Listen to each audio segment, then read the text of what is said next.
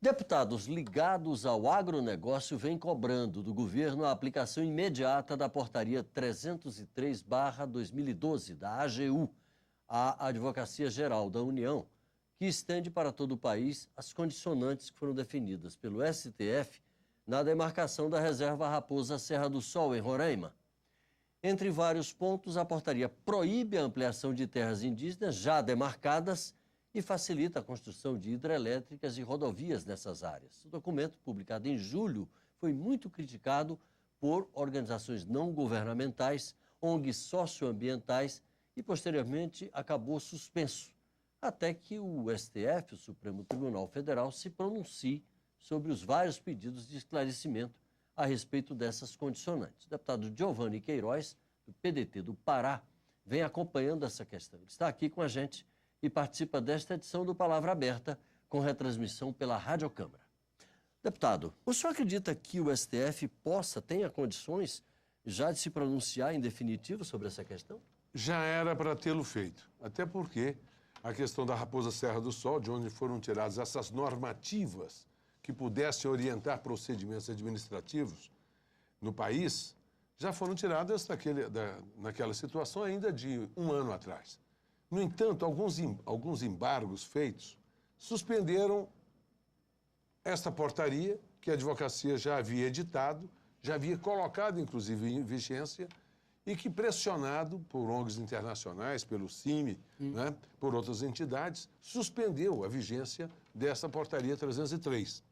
O que essa portaria 303 traz, e decisão do Supremo traz, é manter a soberania nacional sobre terras indígenas. Por exemplo, tem uma terra indígena lá na Pitereua, de 773 mil hectares. São 156 índios. Lá no Pará? Lá no Pará, na região de São Félix no Pará, e quando a Altamira. gente fala de terra, a gente está falando do tamanho de vários países. De vários países. E lá, por exemplo, se amanhã o governo quer passar uma rodovia federal, o governo federal, se é necessário a nossa organização da malha rodoviária, por exemplo, possa ser feito. Se quiser explorar o minério, que o governo federal tenha autonomia sobre aquele subsolo e possa autorizar alguma empresa a vir explorar. E assim por diante, uma hidrelétrica e tudo mais. Ou seja, o país não perde a soberania sobre a área indígena demarcada. É isso que o Supremo bem definiu. Por outro lado, diz que a expansão de área já demarcada, perfeito, tem que ser primeiro avaliada, melhor avaliada pelo próprio Supremo. Muito bem. Assim disciplinou a Advocacia Geral da União. Mas as pressões fizeram que suspender. E nós queremos que isso venha a vigir o mais rápido possível. Por quê? Porque isso tem causado problemas. Todos os dias, a FUNAI... Nessa área que o senhor se referiu, esses problemas vêm acontecendo? Vem. No nosso caso em particular, lá na Pitereua. Pitereua. A Pitereua. A Pitereua. É. A Pitereua são índios paracanãs que migraram para aquela região em 1981, aproximadamente, um grupo de poucos índios que tinham brigado na aldeia de origem, no município de Novo Repartimento, e migraram para essa região à margem do Xingu e passaram, inclusive, por algumas casas de colonos, a 200 quilômetros de onde foram se localizar. E agora, depois de expandida a área, depois de demarcada a área, homologado pelo decreto presidencial, vem a desintrusão, ou seja, a retirada dos colonos que estão dentro desta área demarcada. Olha o incrível, eles tinham apenas 200 mil hectares. De repente, expandiram para 900 mil hectares. Aí nós fizemos uma grita, reduziram para 700. Mas esses 773 mil hectares ainda se sobrepõem, uma parte deles, a 2 mil famílias de colonos que lá estão há mais de 20 anos. Inclusive, 300 dessas famílias colocadas pelo próprio INCRA no projeto de assentamento. Mas pior do que isso, essas famílias estão dispostas a sair. No compromisso firmado, inclusive, pelo ministro José Eduardo, que esteve conosco em várias reuniões, e em uma dessas fizemos um documento. Ele participou de uma audiência pública aqui, agora, né? recente, exatamente. Participou de uma audiência pública, até por um requerimento nosso, e ele teve uma postura que eu entendo ser equilibrada e de um ministro. Ele quer enfrentar o problema. Aliás, porque o problema do indígena tem que parar de ser um problema de Estado, de governo, tem que ser um problema de Estado. Não é? É muito sério. Nós temos quase 1 milhão de índios no Brasil, mas uma população de 198 milhões de brasileiros. Portanto, nós temos que entender que a questão indígena tem que ser enfrentada. E não pode deixar só na FUNAI. A FUNAI é para proteger o índio.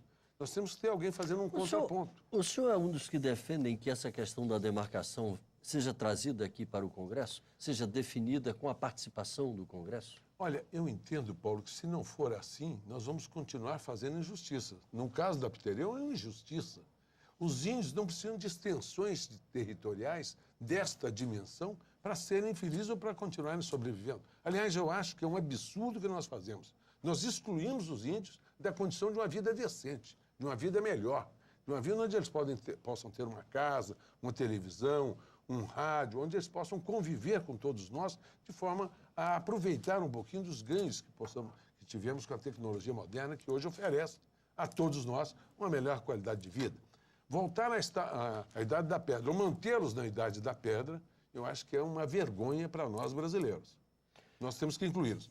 Por isso, eu entendo que nós precisamos, sim, buscar uma alternativa para esses índios, mas resguardar o direito dos nossos irmãos não índios, que tiveram a coragem de adentrar regiões tão distantes, não é?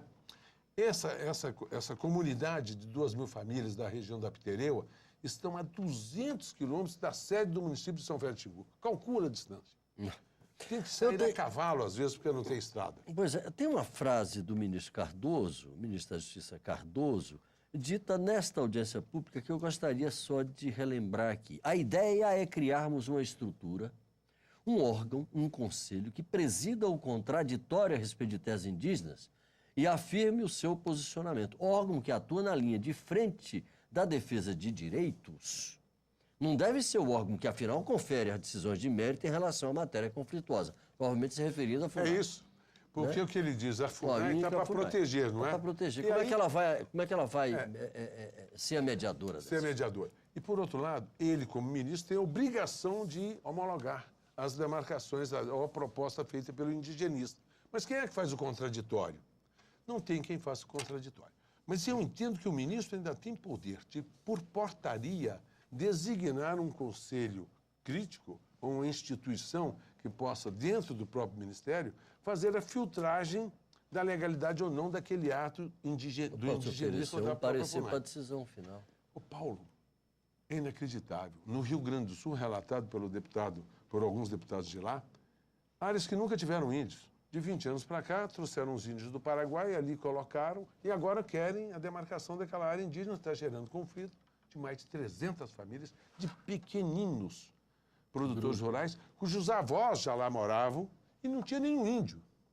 De repente, colocaram ali em 80 hectares, compraram uma terrinha pequena, e eles agora querem demarcar uma área de 3.600 hectares para a sobrevivência de 30 e poucos índios. Quer dizer, é uma vergonha o que está acontecendo em termos de abusos por parte da FUNAI ou de indigenistas que dizem que o índio por lá perambulou ou que precisa daquela área para sua sobrevivência, área já antropizada, já em produção e assim por diante. Deputado, só para encerrar, que nosso tempo já está praticamente esgotado, qual é o próximo passo a seu ver? O que, por exemplo, é quase que uma frente que existe aqui, eu não sei se ela está estruturada, o pessoal do agronegócio, em relação a essa questão? Deixa eu lhe contar. Primeiro, nós precisamos acelerar o julgamento dos embargos de declaração do Supremo. Nós precisamos cobrar do Supremo que defina isso. Em seguida, que a portaria 303 passe a vigia.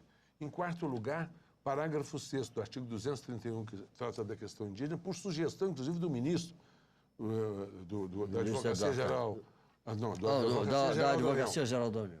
O Luiz Adams, né? Luiz Adams. Ele mesmo propôs que nós regulamentássemos, porque está previsto no parágrafo 6 que uma lei complementar deverá regulamentar a matéria. Ou seja, se houver uma expansão de área indígena e você tiver uma propriedade com título definitivo expedido pelo Estado há 100 anos, você não tem direito de indenização daquela propriedade. Olha que coisa maluca.